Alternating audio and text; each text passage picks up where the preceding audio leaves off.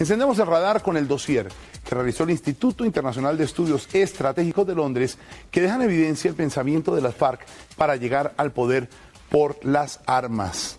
Los documentos de las FARC, Venezuela, Ecuador y el archivo secreto de Raúl Reyes. Es un análisis de los dispositivos electrónicos del abatido jefe de las FARC que sale a la luz en momentos en que las relaciones no pueden ser mejores con los presidentes Hugo Chávez y Rafael Correa. El presidente Juan Manuel Santos y su gabinete han preferido pasar la página frente a este documento. Así lo afirmó la canciller María Ángela Holguín.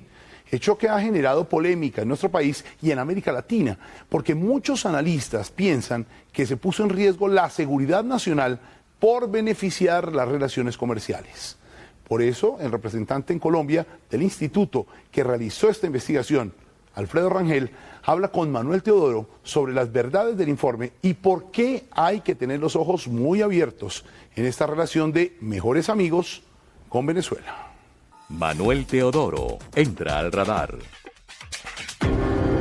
Doctor Alfredo Rangel, el libro Dossier, los documentos de las FARC, Venezuela, Ecuador y el archivo secreto de Raúl Reyes, publicado recientemente por el Instituto Internacional de Estudios Estratégicos, muy contundente, muy controvertido.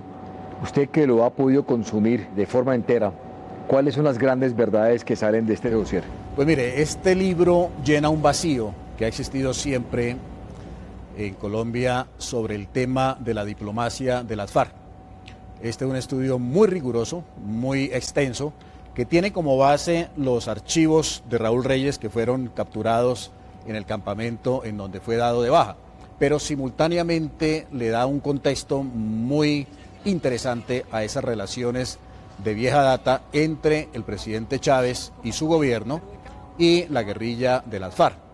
Lo que revela es una relación de mutuo beneficio, las reuniones constantes de altos dirigentes de la guerrilla, Iván Márquez, Timochenko, Raúl Reyes, con Chávez y las personas del alto gobierno venezolano para adquirir unos compromisos muy complicados desde el punto de vista de la seguridad colombiana. Por ejemplo, el préstamo de $300 millones que le iba a hacer el gobierno venezolano a las FARC para adquirir misiles tierra-aire con el fin de que las FARC pudieran terminar con esa ventaja estratégica de las fuerzas militares de Colombia, que es la fuerza aérea, la aviación del ejército, los helicópteros, etcétera, que han permitido a las fuerzas militares tener esos grandes éxitos recientes en contra de la guerrilla de las FARC.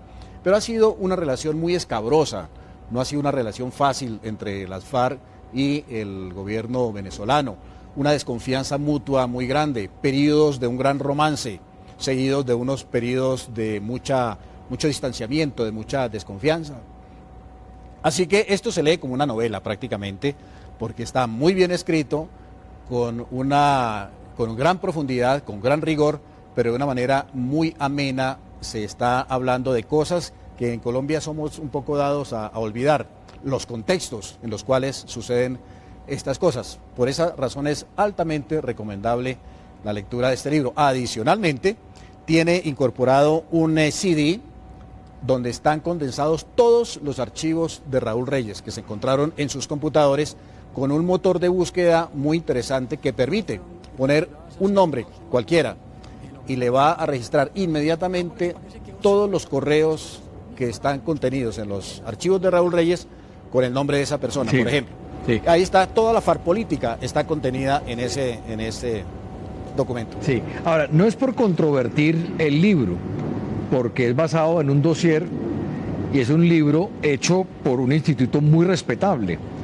Pero había muchas personas que dirían que este libro estaría yendo en contra de alguna forma o polarizando a un pueblo colombiano en un momento cuando precisamente el presidente Santos está buscando fortalecer sus relaciones con Venezuela, recuperar esa amistad perdida. Lo más paradójico es que los archivos de Raúl Reyes fueron entregados a este instituto de Londres, que es el más prestigioso instituto de estudios estratégicos a nivel mundial.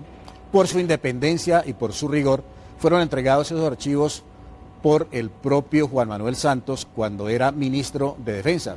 Se lo entregó al instituto para que hiciera el estudio. Sí. Da la casualidad que el estudio aparece cuando Juan Manuel Santos es presidente de Colombia y ha recompuesto, como usted dice, las relaciones con Venezuela.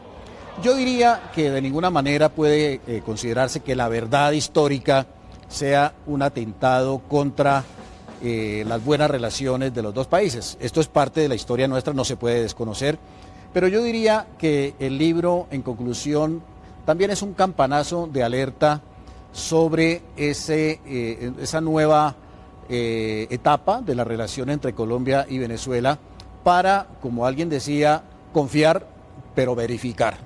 Es decir, confiamos en el gobierno venezolano, pero tenemos que verificar que los acuerdos, que los compromisos a los que ha llegado con el gobierno colombiano efectivamente se cumplan. No solamente en el terreno económico, en el terreno de cooperación, en el terreno diplomático y político, sino también en el campo de la seguridad. Porque el tema de la seguridad pues ha sido una piedra en el zapato en las relaciones binacionales entre Colombia y Venezuela desde tiempo atrás. Y todavía aún no es un tema resuelto. Las quejas de parte de Colombia, los señalamientos, las denuncias de presencia de la guerrilla de las FARC en territorio venezolano están muy comprobadas. Y yo creo que esos compromisos que han adquirido los dos gobiernos para, entre ambos, recuperar la seguridad de la frontera, pues deben ser compromisos de estricto cumplimiento de ambas partes.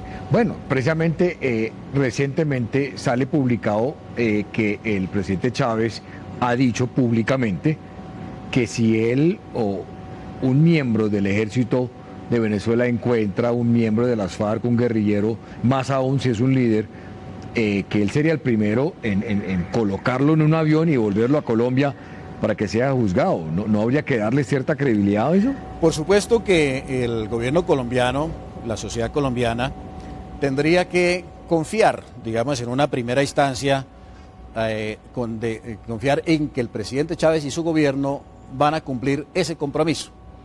Pero hay que dormir con un ojo abierto en este tema, porque se ha visto en el pasado, y la situación puede reproducirse ahora, que a veces el gobierno venezolano ha tenido como un doble juego o una gran ambigüedad. En el discurso ser muy enfático en que no tiene nada que ver con las FARC, que rechazan la presencia de elementos armados irregulares en su territorio, etcétera, etcétera. Y de otro lado, cierta actitud de connivencia, de protección, de mirar para otra parte, de hacérselos de la vista gorda con la presencia de la guerrilla de las FARC en su propio territorio. Y son innumerables, digamos, las crónicas de periodistas colombianos, por ejemplo, que han estado en la frontera entre los dos países y que certifican esa asidua presencia de las FARC en territorio venezolano, en donde todavía hay importantes dirigentes de la guerrilla que tienen en el territorio venezolano un refugio, una especie de santuario activo. La guerrilla utiliza todavía esa zona fronteriza como zona de refugio, de recuperación, de aprovisionamiento logístico, zonas para esconder secuestrados, negociar secuestrados, etcétera. Todavía ese tema está pendiente y obviamente hay que confiar en que el gobierno venezolano cumple los compromisos, pero hay que verificar ese cumplimiento. ¿Cuál sería la verdadera intención del presidente Chávez de someterse y de estar de acuerdo con este nuevo espíritu de amistad? Santos ha dicho que es mi nuevo mejor amigo. Ya sabemos cuál es la posición de Santos, pero ¿cuál sería la motivación para Chávez dentro de este nuevo marco? Yo diría que en un primer momento la motivación del presidente Chávez fue mejorar las relaciones con Colombia, con Juan Manuel Santos, para endilgarle al presidente Álvaro Uribe, al expresidente Álvaro Uribe, la responsabilidad de la ruptura de las relaciones en el pasado. Es decir, mire, cómo somos de amigos con el nuevo gobierno, el problema era el anterior gobierno, y a fe que lo logró. Pero también creo que hay una actitud muy pragmática de parte de ambos gobernantes, que en el pasado estuvieron muy distantes. Juan Manuel Santos fue un duro crítico del gobierno chavista, pero por cuestiones de pragmatismo, por interés nacional de los dos países, pues claro, es mejor recomponer las relaciones en términos comerciales, en términos diplomáticos. Son dos economías absolutamente complementarias. Venezuela no puede darse el lujo de cerrar la frontera con Colombia. Colombia tampoco puede darse ese lujo. Así es de que hay un interés mutuo, hay un beneficio mutuo en esa relación. Usted habla de pragmatismo. ¿Vale la pena ser pragmático, pero sin embargo sacrificar algunos principios? Ese es el punto más complicado, Teodoro, porque resulta que uno puede decir, sacrificamos el tema de la seguridad fronteriza en aras de una reactivación de las relaciones comerciales. ¿Cuántos millones de dólares vale permanecer con esa situación de inseguridad en la frontera?